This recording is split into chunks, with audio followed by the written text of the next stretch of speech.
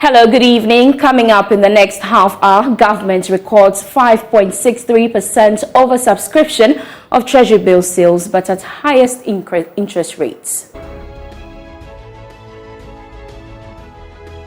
And some fiscal policies implemented by government worsened Ghana's operational risk. That is the assertion of financial analyst Seyram Kawas. Ghana is ranked among 16 African countries with worsened operational risk.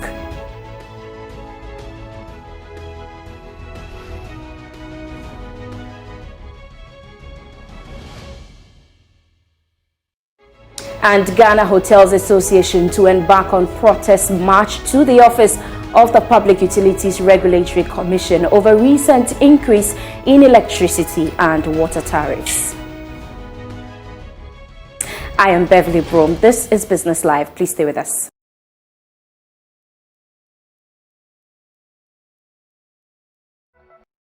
Hello again. Thanks for choosing us. Now, government recorded 5.63% oversubscription of Treasury bill sales, but at surging interest rates. According to the auction results by the Bank of Ghana, the government got 3.22 billion cedis. The following report has more.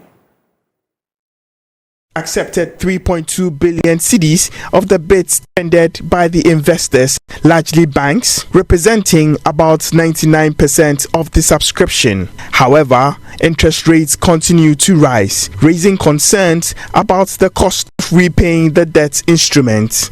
This time around, a chunk of the bids came from the 91-day bill, in which 2.3 billion cedis were tendered. The government accepted all the bids. About 717.5 million cedis came from the 182-day bill, of which 701.6 million cedis were accepted.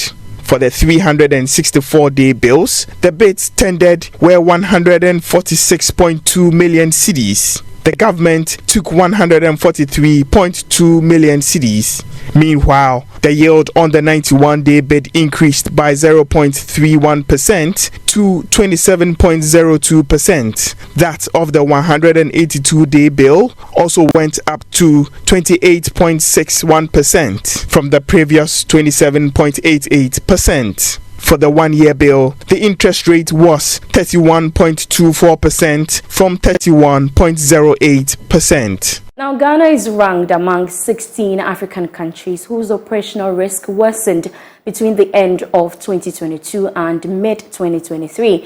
That's according to the Economist Intelligence Unit's latest operational risk outlook. Let's hear more from this report. According to the UK-based firm, the worsening scores have been driven mainly by deterioration in the macroeconomic risk subcategory. This reflects the negative impact of rising domestic consumer prices on businesses' profit margins and the wider implications for exchange rate and monetary policy. That said, despite shocks presented by the Russia-Ukraine war and the scars left by coronavirus pandemic in 2020 and 2021, EIU said macroeconomic risk retains its place as the best rated subcategory across the region with an average score of 43, equivalent to a C rating. This is mainly reflecting relatively fast economic growth that comes with expanding populations. Meanwhile, 11 of the 51 countries have an improving risk outlook. These include Tanzania, the Central African Republic, and Ethiopia. Now, senior finance lecturer at the University of Cape Coast, Seyram Kawas, has indicated that some fiscal policies implemented by government accounted for the worsening of Ghana's operational risk. The Economist Intelligence Unit ranked Ghana as a country with worsened operational risk between the end of 2022 and mid-2023. Speaking on the marketplace, Mr. Kawas said government needs to prioritize the needs of the country to address this issue and create a favorable environment for businesses. When you look at that, we can look at both external factors and internal factors that affect the operations of companies in Ghana in particular. The external ones, as I have mentioned, we are looking at the Russia-Ukraine war. Aside that, we also have the banking sector cleanup that has also affected We also have situations where our government was not able to manage the exchange rate very well. Our government was not able, the domestic debt exchange that we also have over a period had affected a lot of companies, a lot of individuals in the country, went a long way to affect the Bank of Ghana when they have to increase the policy rates within the country. And so there are some factors that are external to us, but then largely we can look at we not being able to manage the exchange rate system that we have in our country. And then the borrowings of government, the fiscal policies of government was not very good. We have increases in taxation within the period, and these increases have actually affected most of the businesses that are operating. When you look at what we have done so far, we've been able to secure the IMF deal. Securing the IMF deal brings some level of stability. So we, over the period, we have seen inflation coming down and going up.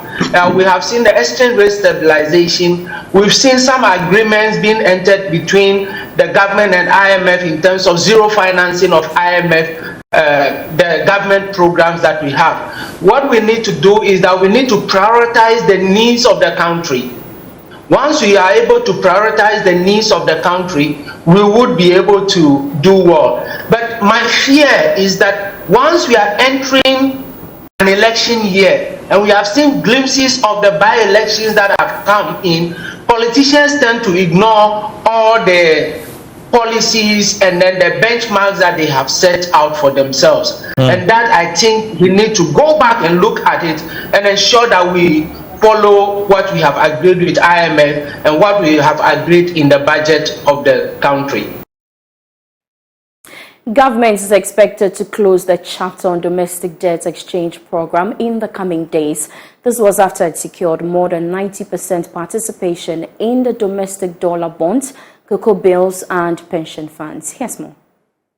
The domestic dollar bonds, the cocoa bills, and the restructuring of the pension funds ended last Friday after it was extended on 2 occasions. But based on what Joy Business has picked up, participation in all these papers is pegged at more than 90%. This government claims it has secured more than what it even targeted to describe this final round of domestic detention program as a success. The Finance Ministry, together with other financial institutions that worked on these papers, will be coming out with the fine details in terms of the level of participation as well as the allotments and how the payments will be done and the maturity dates in the coming days. Government sees the closing of this chapter of the domestic detention program as one of those targets that could help Ghana pass the first review under this IMF program come next month. Some market analysts also believe that finalizing this domestic detention program may give some clarity about the direction of the economy when it comes to government's finances. Now, government says it has made significant progress towards restructuring of its external debt, including Eurobonds. Dr. Mohammed Amin Adam is the Minister of State at the Finance Ministry. I think we are making good progress on that front as well. You know, we have 2 types of external debts here. You have the Eurobond holders, and then also you have the bilateral creditors. So for the Eurobond holders, we set up 2 committees. You know, the first committee for the international bond holders, and another committee for regional bond holders. We've had constructive engagement with them, and we actually shared in May this year their restructuring scenarios. You know, hoping to receive an offer from them. As I speak to you, we've received an offer from the regional bond holders, and we are negotiating, we are discussing seriously about that offer. We're hoping to receive an offer from the international bond holders. For the bilateral creditors, we are also engaging constructive discussions with them. It's looking good, and then we hope to reach an understanding and to sign an MOU with them in the next months. You know, and so this is where we are as far as the external debts restructuring are concerned. Now, the Ghana Hotels Association has told Joy Business members of the group will tomorrow embark on a protest march to the Public Utilities Regulatory Commission over recent increases in electricity and water tariffs. The PURC announced an increase in electricity and water tariffs by 4.22% and 1.18% respectively, effective September 1, 2023. Let's go on Zoom now and speak to the president of the association, Dr. Edward Akanyamika Jr. Thanks so much, sir, for your time. Why are you embarking on the protest march tomorrow after the press conference? Right. Good evening, and thanks for the opportunity. It's actually in relation to the PURC's tariffs for February, March, April, and May. We recall that the PURC announced an 8.3% increase in water tariff for that period. But as it turns out, when our bills came, we actually saw 167% increase. What it means is that the hotels have incurred a lot of debt within that period. We've been asking the PURC to correct that. We've sent petitions. We've even asked our GTA to the Ghana Tourism Authority to intervene, but nothing has really come out of it. And we have decided to mount this protest so that this anomaly can be corrected. But exactly what do you want the PURC to do for your members? Very simple. You know, when we received the bills, which indicated 167%, we wrote to them. And they actually admitted that there had been some mistake in the categorization of the consumers. And so they would investigate and correct it. Only for them to come back later and say that it's a new categorization and been placed in the commercial category, which meant that they had projects with a commercial category and were going to be on a rate or a tariff that was 167% above what we used to pay. So what it means is that if you were paying, say, 100 cedis, okay, for that period, it means that your new rate was going to be 167% more than the 100 cedis you were paying.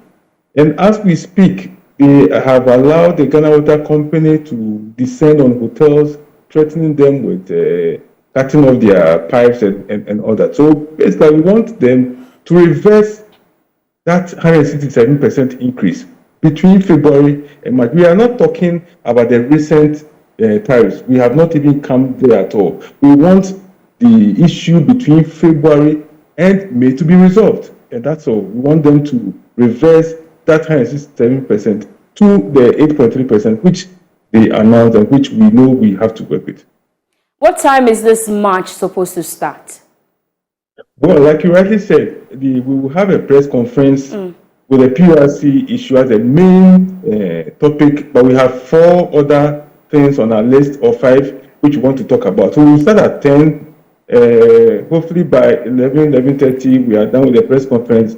And then we'll march from the International Press Center, where we're having the press conference, to the office of the PURC, less than 2 kilometers away. So a very simple march. We have notified the police in line with the public order at about 2 weeks ago. Unfortunately, we've not really had that serious engagement, because a few times that they tried to meet us, they couldn't make it. But we also know that the law requires us to notify the police, which we have done. And so we are going ahead with the march, and we are sure that they will provide us with the protection that we need. Mr. Akanyamika, so if no action is taken, what will be your next move? You see, I have always said that we are citizens, and that's the theme of our press conference. Hoteliers are citizens, not spectators. We have found something wrong with PURC's tariff, and we have issues with other aspects of our industry work. We are drawing their attention. We are not going to threaten them with anything like hoteliers going on strike. We are business people. We are not interested in strike. We are drawing their attention to the issues confronting us as citizens. If they act on it, fine. If they don't act on it, the public is there to judge the situation. We'll definitely follow up on this. Thank you so much, Dr. Edward Akanyamike is the president of the Ghana Hotels Association. You're still watching Business Live here on the Joy News channel with me, Beverly Brom. We take a quick break. We'll be back with more. Please stay with us.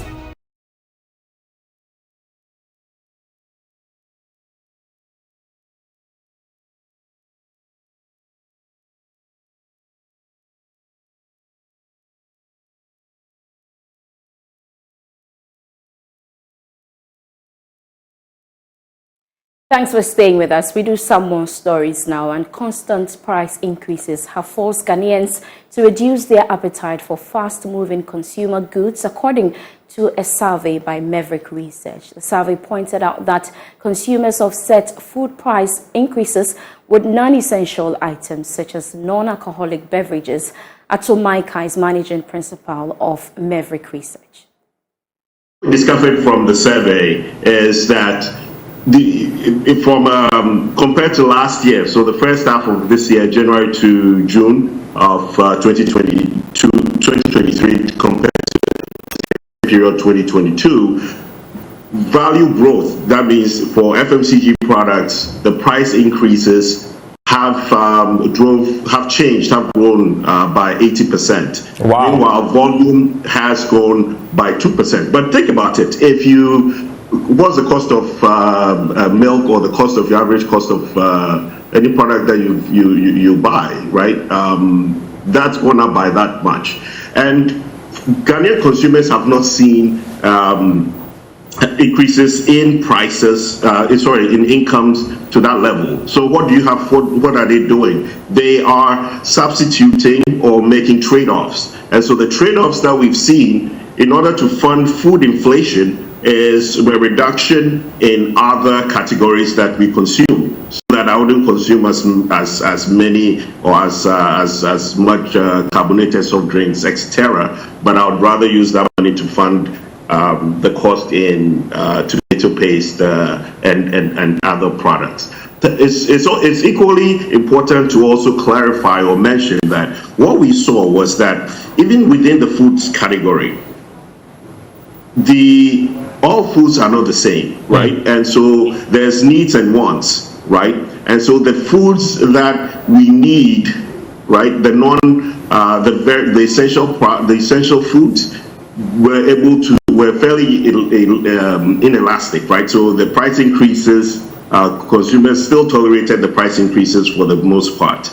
For foods that are optional. So what do I mean by optional foods? So foods that are good to have. I'm talking things like cheeses, margarine, butter, etc. We saw that consumers really cut back on volumes as quickly as prices went up, right? So that is what we're seeing, that Ghanaian consumer is stretched as it comes to his disposable income, and they are making those trade-offs based off of their economic situation and their needs at this point in time.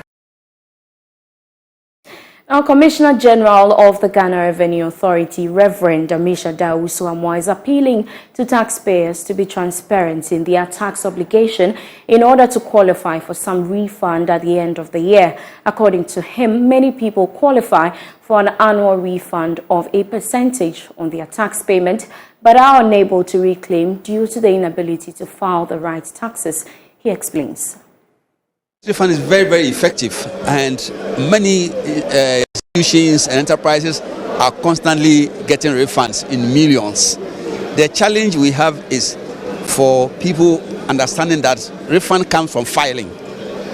So if you are not filing, then you will not be able to know that you have overpaid or you are underpaid. And therefore, that is why I'm saying that the mandatory filing and mandatory filing of all taxes is very, very important. Because it is true that, take for example the individuals, many of us, our companies deduct our PAYE, and we don't file, we don't indicate that we have aged parents, which gives you a relief. You have a relief that you get if you have children in school, we don't indicate it, and therefore you that have two aged parents alive, you are paying the same tax as the one whose parents for me to say has passed away. But under normal circumstances, if you are taking care of aged parents, there are reliefs that you must get.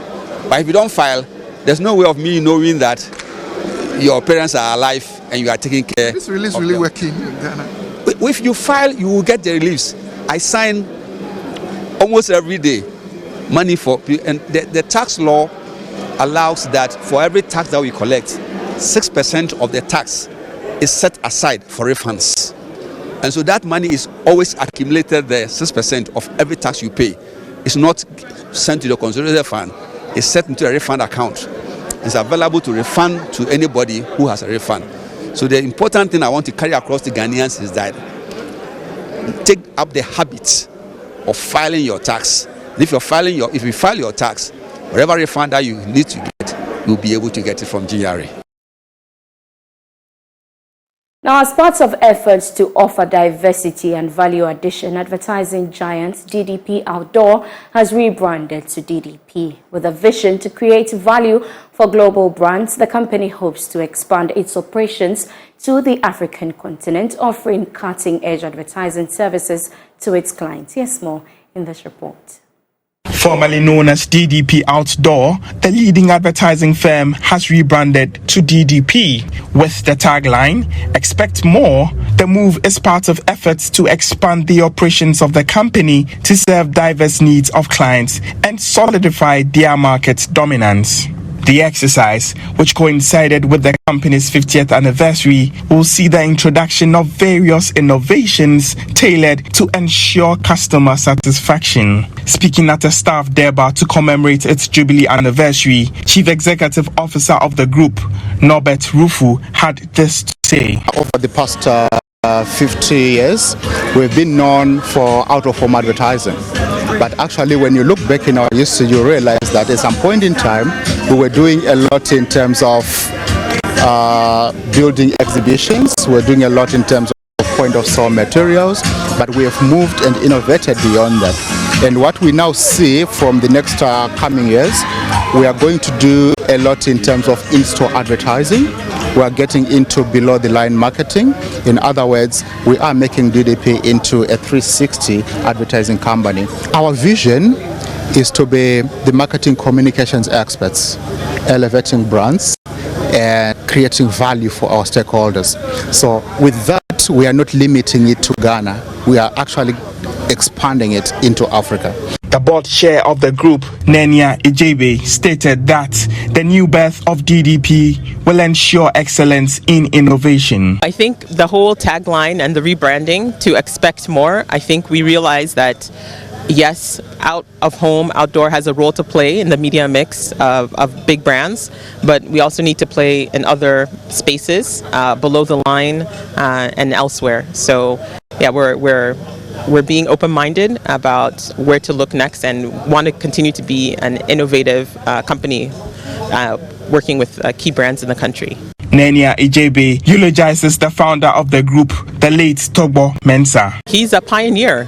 No question. He's the founding president of AAG, and yeah, I think he's well known. He was well known in the country and actually across the continent and even beyond. There's an international association of outdoor operators globally. DDP is a member, and Mr. T has been, a pioneer and a thought leader in our industry. Not even just in outdoor, but in all advertising spaces in Ghana. It's all about quality of service, timeliness. Attention to detail and excellence. As I mentioned in my speech, our founder was all about those values, and that's what we try to live out day in, day out. As part of activities to mark the Jubilee celebrations, DDP will also embark on sustainable initiatives such as tree planting exercises and breast cancer awareness. And that's how we end Business Live tonight. You can read more of our stories on myjoyonline.com/business. I'm Beverly Broom. Enjoy the rest of our